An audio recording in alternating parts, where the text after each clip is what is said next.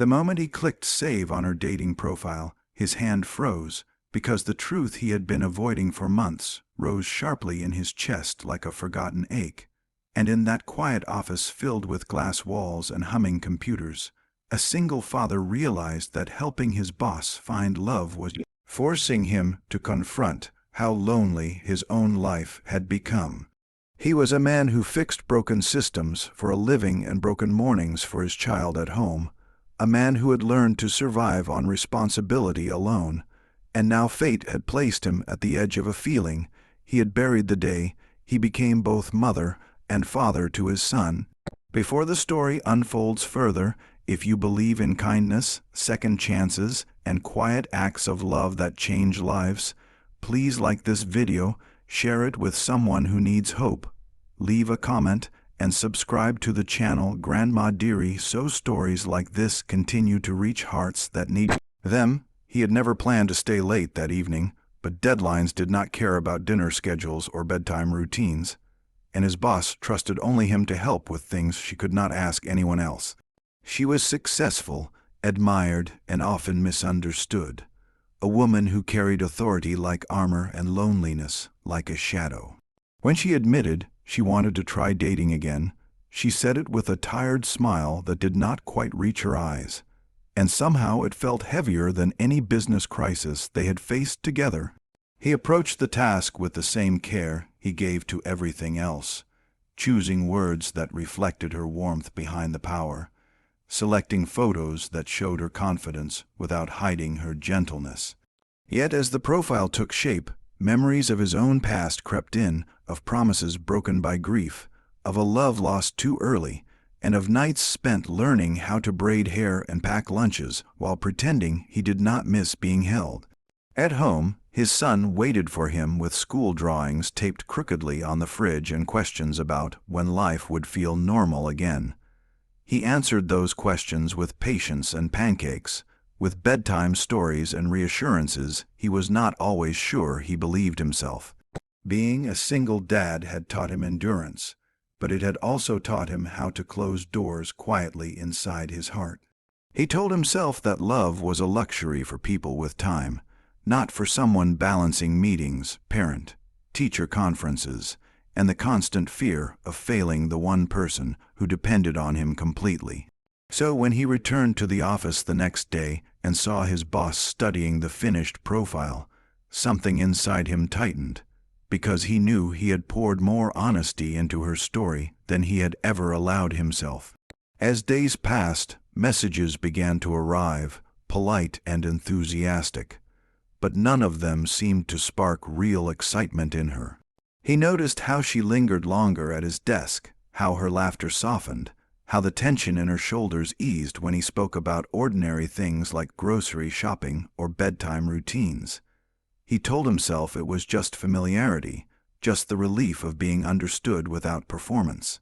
Yet the office air changed, subtle and electric, and he found himself caring in ways that scared him, worrying about her disappointment when dates fell through, feeling an unexpected pride when she succeeded at work, and a quiet protectiveness when others underestimated her. Life tested him the way it always did without warning. His son fell ill one night, and the panic of hospital lights and whispered prayers brought back memories he thought he had healed from.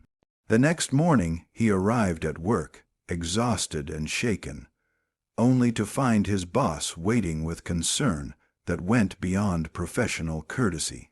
She listened without judgment, offered flexibility without hesitation, and for the first time in years, he felt seen not as an employee or a father, but as a man who was allowed to be tired.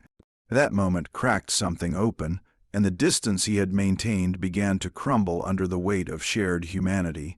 The turning point came quietly, without drama, in a moment that felt almost accidental.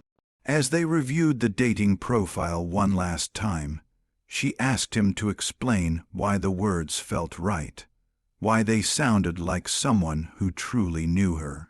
He spoke from instinct, describing qualities he admired: resilience shaped by loss, humor sharpened by survival, kindness that did not need applause. He realized too late that he was describing the woman standing in front of him with a vulnerability that mirrored his own.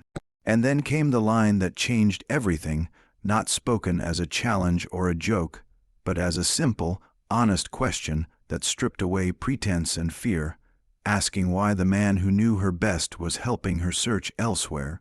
He left the office that evening, carrying more than paperwork, carrying a possibility he had not allowed himself to imagine.